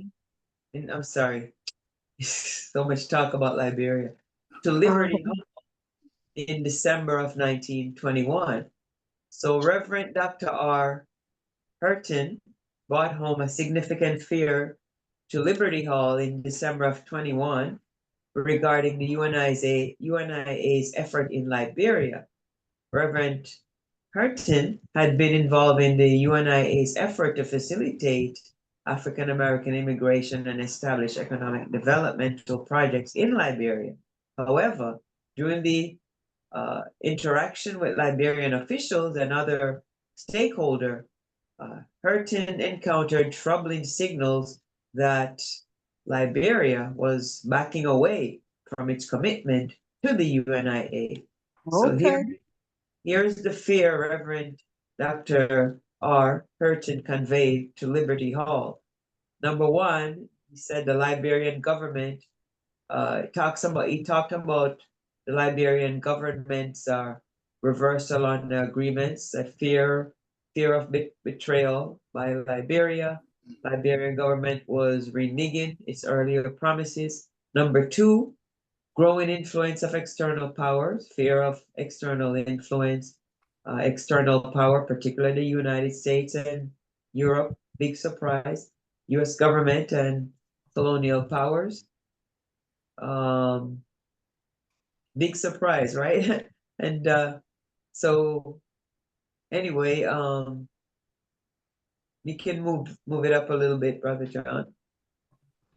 So they were also pursuing Liberia, and then Liberian leaders growing hostility, fear of hostility from Liberian leadership, and also Liberian leadership had become increasingly hostile toward Garvey and the UNIA, and possible sabotage of UNIA's Liberian effort, fear of sabotage, and sabotage the UNIA's effort. They would actively sabotage UNIA efforts. So in conclusion, in December 1921, Reverend Dr. R. Hurton brought back to Liberty Hall the fear that the Liberian government was reversing its support for the UNIA's immigration and development plans. He expressed concerns about the growing influence of external powers, particularly the United States and Europe colonial forces, and the increasingly hostile attitude of Liberian leaders towards Garvey's Pan-African movement. This fear of betrayal and sabotage deeply affected the UNIA's leadership as it grappled with the possibility that their ambitions for Liberia were being undermined.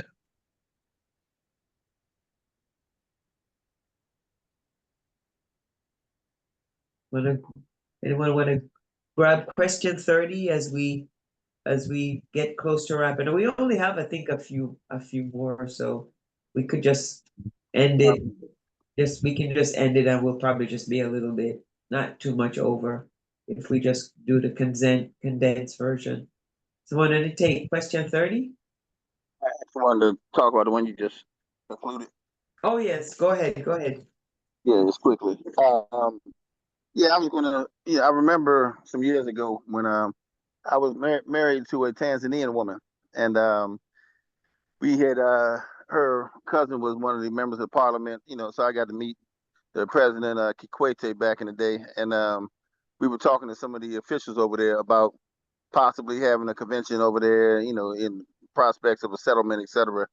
And there was a certain fear in the room, I remember, which reminds me of the fear that the Liberians had claimed similarly, because they knew that Mr. Garvey was coming over with numbers, and he knew that his influence was going to win over some of the people who they had been treating badly, and that, you know, and particularly in Liberia, where he was coming over, he was going to establish 5 settlements, and they were all near the borderline with a neighboring, I think it was Sierra Leone.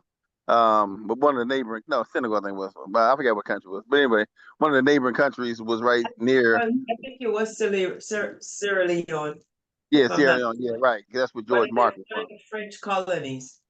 Right, right, exactly. And that's why the French were scared, because they were thinking that Mr. Garvey come there with some of these ex-World War One soldiers who just came from France and Flanders Uh-huh, and killed everything moving. And uh-huh, now they come to Liberia and start building their own industries and talking about liberation. Then some of the uh-huh. native Africans are going to say, "Man, the hell with this. We come to join with them."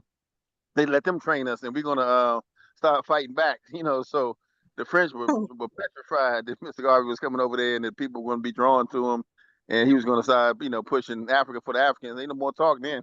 He's in Africa, Right, you know. So right. they were terrified of that. And but the same way, even like today, when I, you know, or not today, but a few years ago when I was at Tanzania, at the time there was a political party that was well, I guess the main party over there in Tanzania was the Chama Cha Mapinduzi, which is the Revolutionary Party that Julius Nyerere and others were part of. But then there was a couple rival parties that were getting formed, and one of the rival parties had a lot of American money coming in, and this, Uh-huh. you know, American money was coming in to try to influence the country in their interests. You know, so they were Uh-huh, spending millions of uh-huh. dollars, and so it was a fear that if you bring a lot of these Americans over and all this American money and let them come over and get dual citizenship and things like that, like we were talking, and then they'll get the right to vote us out of office. They'll get to run office, and you know, people will start to like them because of all the wealth and things they can Right, attract. You know, so it was that kind of. It was a healthy fear in some sense, but it was a paranoia too, not being able to take some risk and inviting people over who may actually help your country, as well as you fear they may, you know, strip you of your illusion of power in their neo-colonial state. So, right. you know, all that's still the same today. It's all still Yeah. the same. Yes, absolutely. Absolutely. Thank you for that, Brother Mariama. So Mhm. I'll kind of run through number 30. It says, how did Garvey attack the man who were monopolizing power in Liberia? So Marcus Garvey specifically targeted the men who were monopolizing power in Liberia for criticism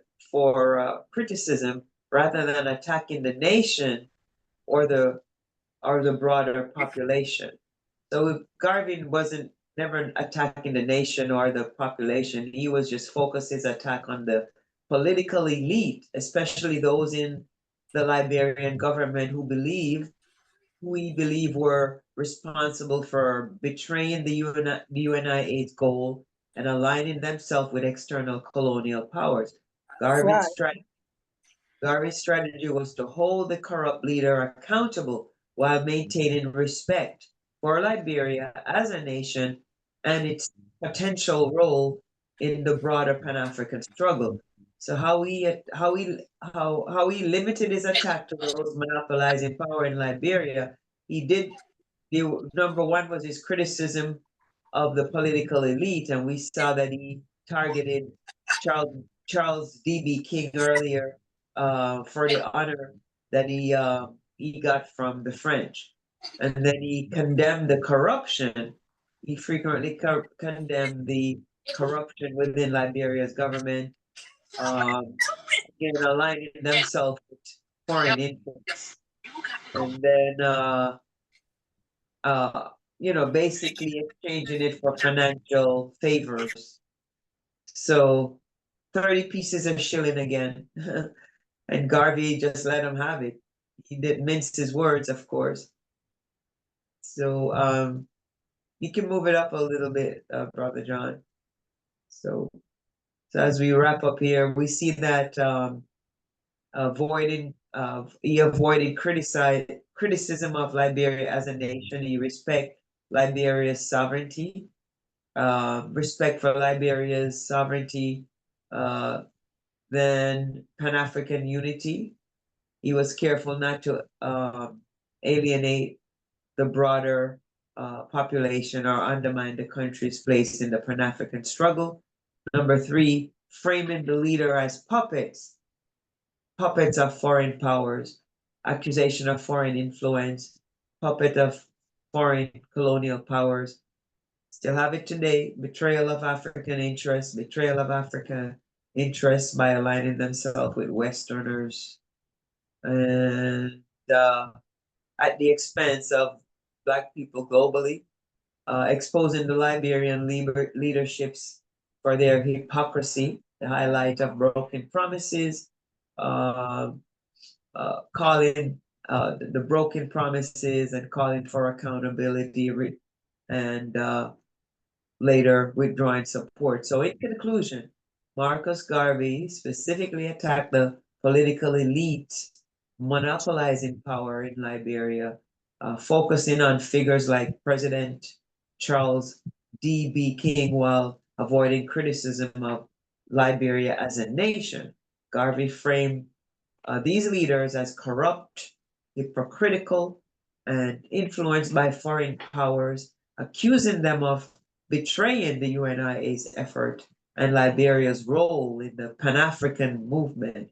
By directing his criticism at the powerful man responsible for Liberia's policies, Garvey sought to maintain respect for Liberia's sovereignty and potential while condemning those who, in his view, had aligned themselves with colonial interests and sabotage, basically, at the expense of the African African self-determination.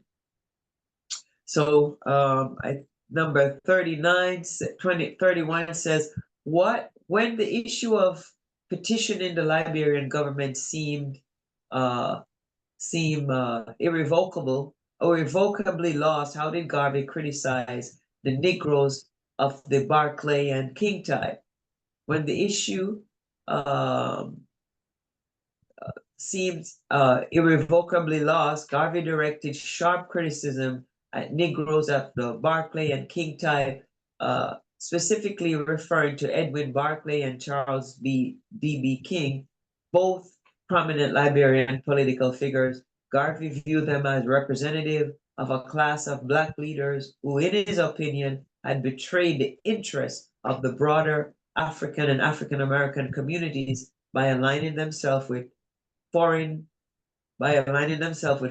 powers and engaging in corrupt practices. So how he criticized them is Garvey accused leaders. He believed that they abandoned the ideas of African unity, self-determination, hypocrisy in leadership, complacency with foreign people, tools of colonialism, willing tool of colonialism, opposition to African American repatriation, corrupt and self-interest. They're just their own interest, like we see today. The masses are poor, but as long as they have their big house and their whatever, and as long as they're supporting the colonial power. So some of them are afraid because we've seen the history where they killed these African leaders. And they still do. Yes. or Yes, who they perceive might be a leader. yes. Ah, And then, so we see number failure to support African development, holding the continent back, basically undermining Black leadership, neglecting the African diaspora, betrayal of Black leadership. So in conclusion, when it became clear that everything was futile, Garvey directed sharp criticism to the Barclay type, um, leader like Edwin Barclay and Charles B. King, whom he accused of betraying the Pan-African cause. Garvey, Garvey condemned them for aligning with foreign powers, engaging in corrupt practices, and abandoning the goals of African unity, independence, and development. He saw their actions as a betrayal, not only of Liberia's potential, but also broader global struggle for Black empowerment and self-determination. And I think we have a couple more, so we could just, I think this might be the last one actually. So, what was the role of W.E.B. Du Bois? ah, What was the role that W.E.B. Du Bois may have played in Garvey's Liberian failure? So according to Martin, Du Bois may have played a significant role in contributing to Marcus Garvey's Liberia's failure. Du Bois, a prominent African American intellectual and civil rights leader, had a well documented rival with Garvey, and their differences were both ideological and personal. While Garvey promoted a mass immigration movement to Africa and Pan-Africanism rooted in self-reliance and Black nationalism, Du Bois was more aligned with an integration. integration. He wanted us to integrate into this, into Yeah, and that was one of the killer of anyway, but and favored working that's the within. UN, that's the NAACP, huh? Right, and favored working within established systems in the U.S. to secure rights for African Americans. Here are the key point Tony Martin highlighted regarding Du Bois' possible role in Garvey's Liberian failure. Negative influence of the U.S. government. Undermining Garvey's plan, Du Bois who was well connected to influential figures in the U.S. government and African American elite, was a vocal critic of Garvey. Martin suggests that Du Bois may have used his influence to undermine Garvey's immigration plan by speaking negatively about Garvey's movement to U.S. officials. Du Bois' close ties to U.S. government officials may have enabled him to influence their perception of Garvey's Pan-African agenda, especially as Garvey activities were increasingly scrutinized by the U.S. government. Collaboration with the U.S. government. Martin's hint at possibly that Du Bois' action contribute to the U.S. government opposition to Garvey's efforts in Liberia. Given U.S. government growing concern about Garvey Pan-Africanism and potential to disrupt colonial power dynamics in Africa, Du Bois' criticism of Garvey may have reinforced the government decision to pressure Liberia to distance itself from the UNIA plans. Influence on Liberia's government, sway over Liberia's government. Du Bois again had cultivated strong relationship with African leaders, including those in Liberia, through his Pan-African Congress and other intellectual and political activity. Martin suggests that Du Bois may have used these connections to influence the Liberian government to reconsider its collaboration with Garvey and the UNIA by portraying Garvey as reckless, disrespectable. Du Bois may have contributed to the Liberian government decision to withdraw its support for Garvey's plan for African American immigration and development in Liberia. Undermining Garvey in African circle, Du Bois' intellectual leadership in Pan-Africanism, particularly through his role in organizing Pan-African Congress gave him platform to criticize Garvey's method and ideology. His criticism of Garvey's approach to African unity and liberation may have resonated with Liberian officials, further alienated them from Garvey's vision. Public criticism and rivalry, public feud. The rivalry between Du Bois and Garvey was well known and widely publicized. Du Bois often criticized Garvey in both public and private forums, labeling him as a demagogue and attacking his leadership style. The public criticism may have affected the credibility of Garvey's effort, particularly in the eyes of American leaders and of African leaders and international actors, including those in Liberia. Philosophical differences. Du Bois, more gradualist, integrationist approach to Black progress stood in sharp contrast to Garvey's radical Pan-Africanism and called for immediate immigration to Africa. These ideological differences fueled Du Bois' opposition to Garvey's Liberian plan, as Du Bois did not support Garvey's vision of a mass exodus to Africa as a solution to African American opposition. And collaboration with Garvey's opponents, support for Garvey's detractors. Du Bois was known as aligning himself with some of Garvey's political opponents, including those within U.S. government, African American leaders.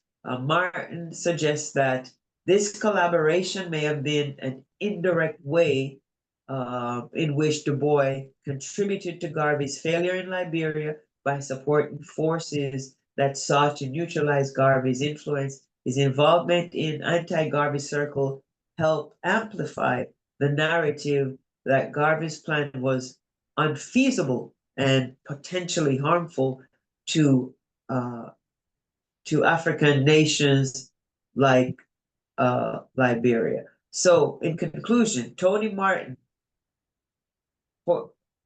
posits that W.E.B. Du Bois played a role in Garvey's Liberian failure through a combination of public criticism, influence over the U.S. and Liberian government, and his ideological opposition to Garvey's plan, Pan-African visions.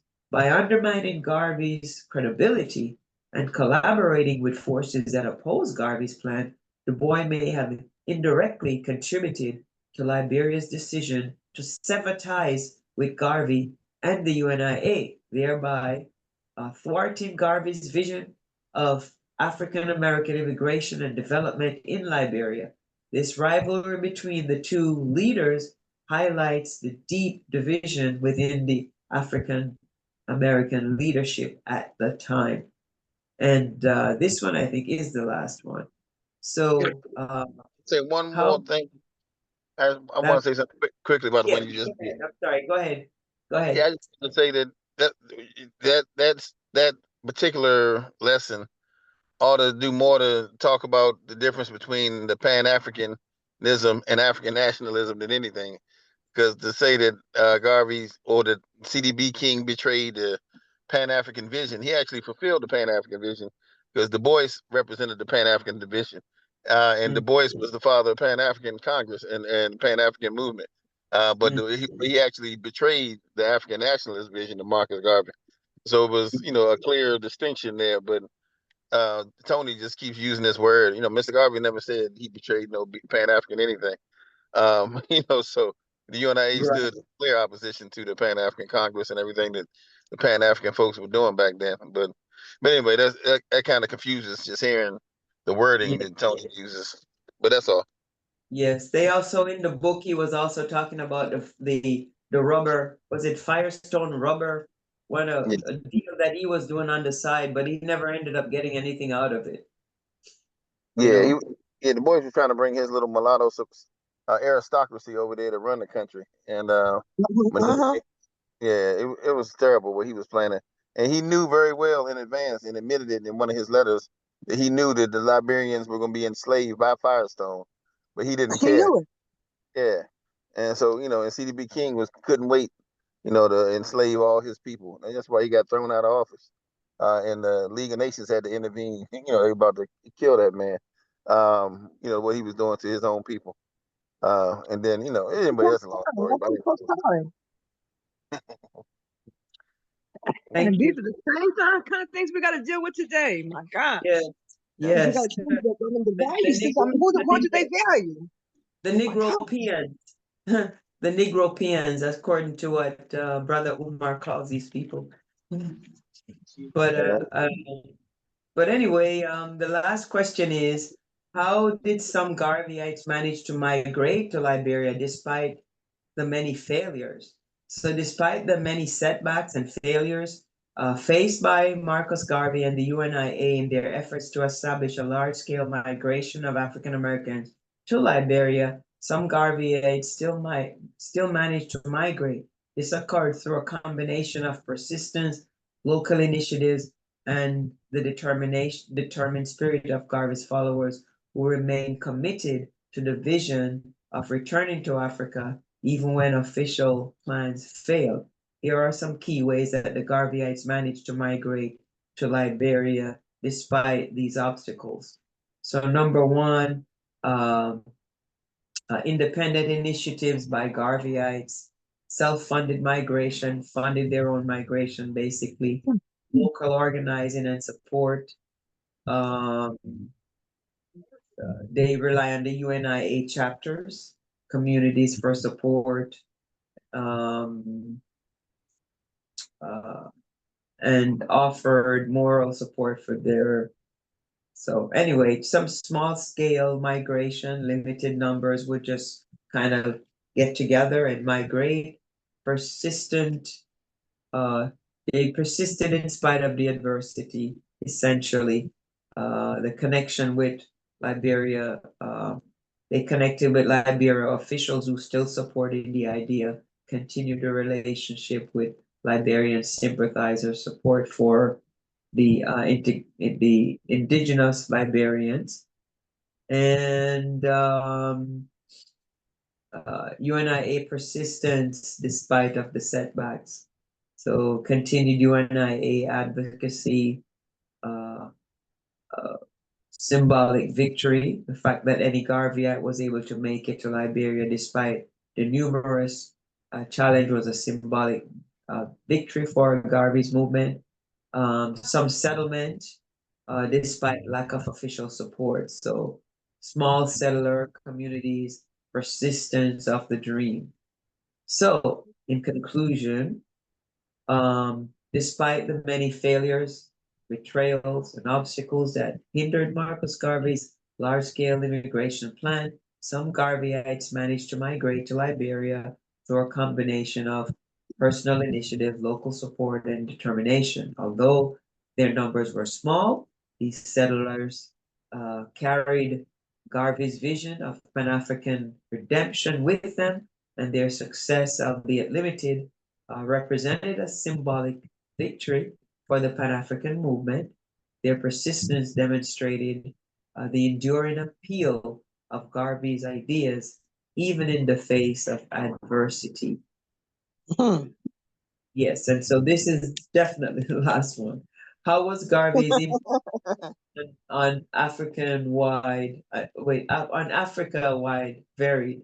So according to Tony Martin, Garvey's impact on Africa was wide and varied as his ideas and actions resonated across the continent and influenced a diverse array of political, social, and cultural movement. While Garvey himself never set foot in Africa, his message, that's powerful that he's never actually gone, but his message of Black pride, Pan-Africanism, and self-determination reached African leaders, intellectuals, ordinary people, shaping the liberation struggle and the cultural consciousness of the African continent. Martin outlines several ways in which Garvey influence spread across Africa and manifested in different forms. So basically, number one is inspiration for African nationalism and movement.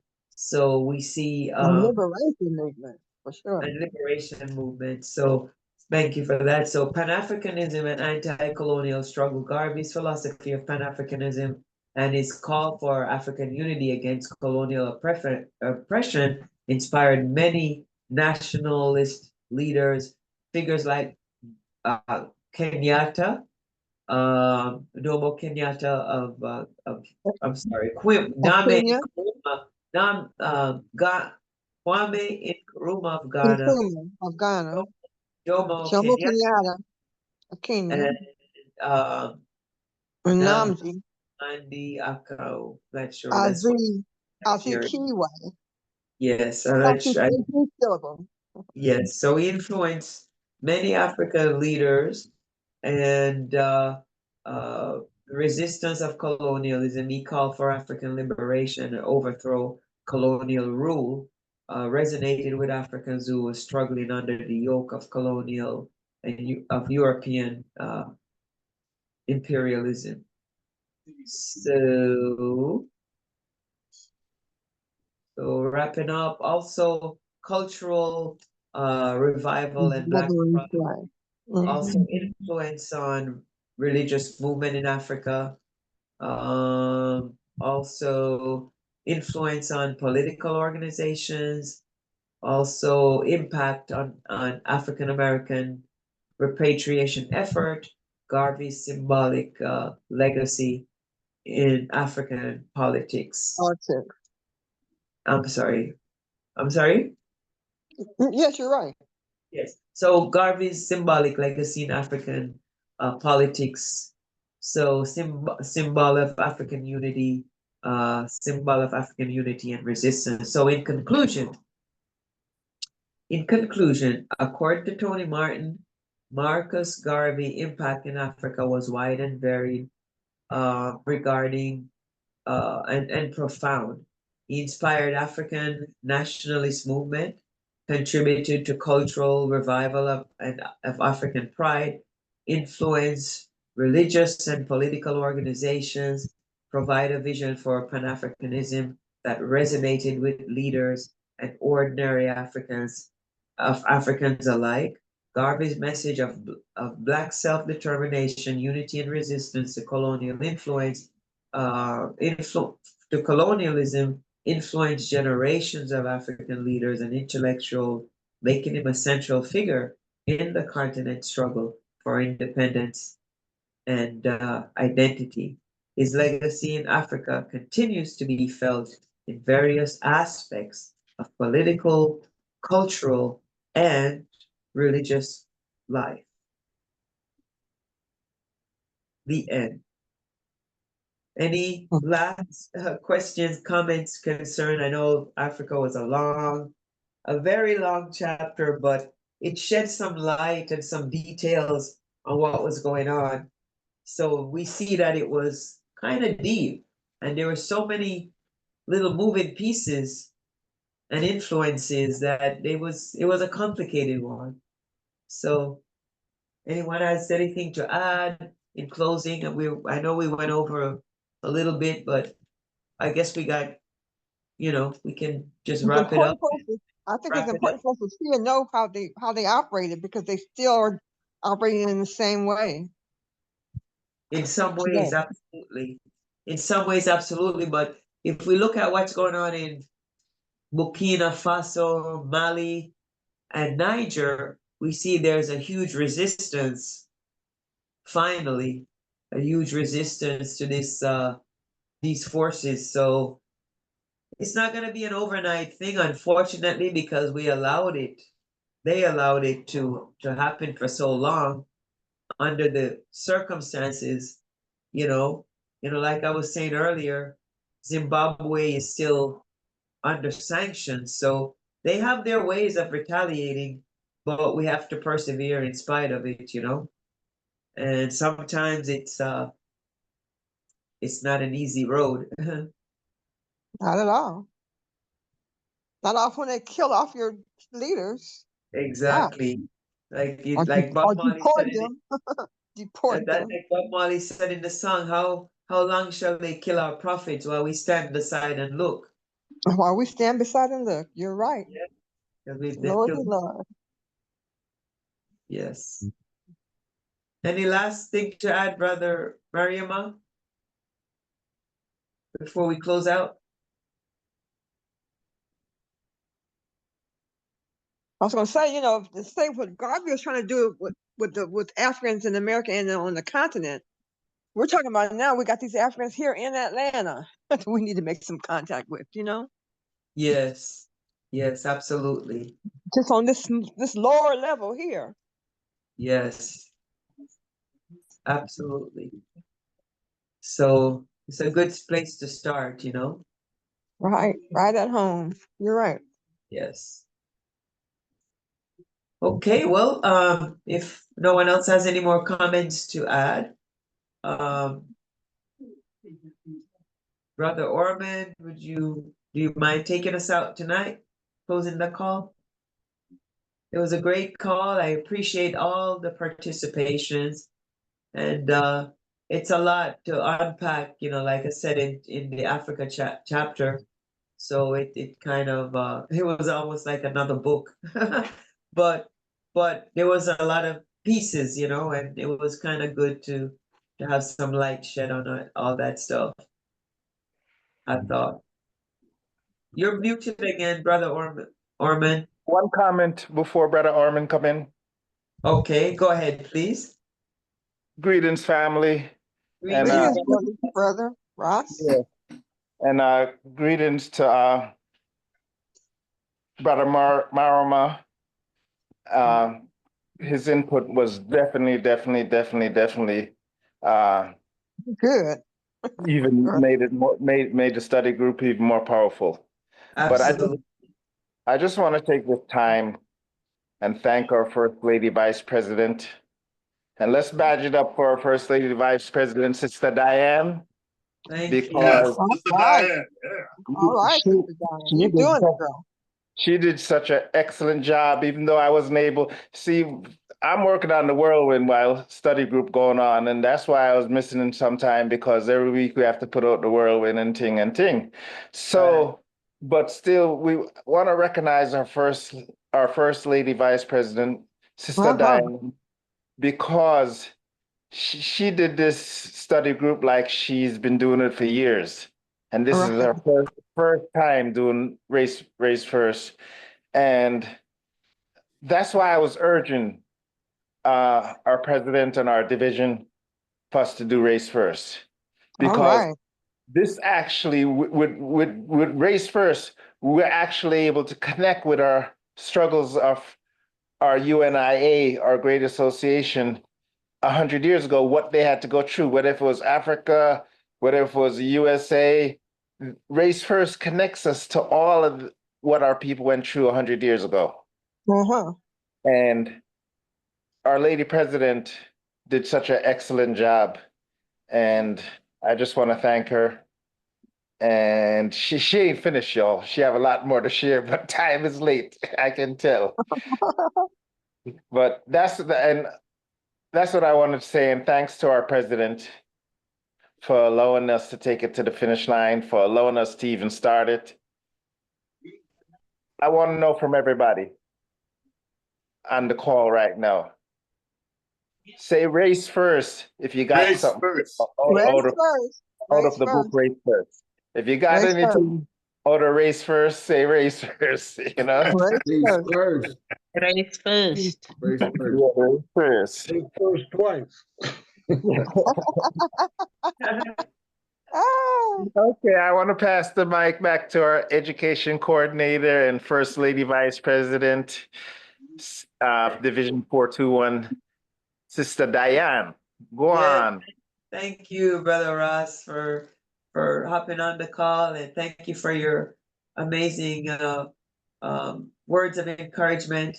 I also want to thank everyone who was on the call tonight and everyone that participated in our discussion. I think Brother Maria may have had to drop off the call, but his input has been just absolutely amazing as well. So I'm telling you. Yes. So it just very good. Yes. Very powerful. Amazing stuff. So thank you all so much.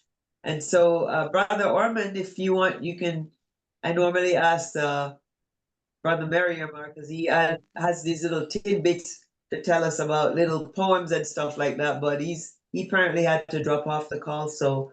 He's if still you on don't the, mind- I think he's still on the call. I was gonna pass the baton to Brother Kamu. Okay. Are you there? Are you there, Brother Kamu? That's the same. Y'all talking about the same person, brother. Yeah, yes. Kamal. He may have come, yeah, he may have dropped off, it looks like. Is he still on, Brother John?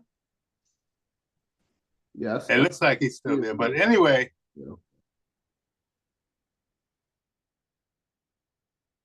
Go ahead, brother. One. okay. Race first. Africa for the Africans at home and abroad. Race first. Africa, race first, Africa for the Africans, home and abroad. Home and abroad.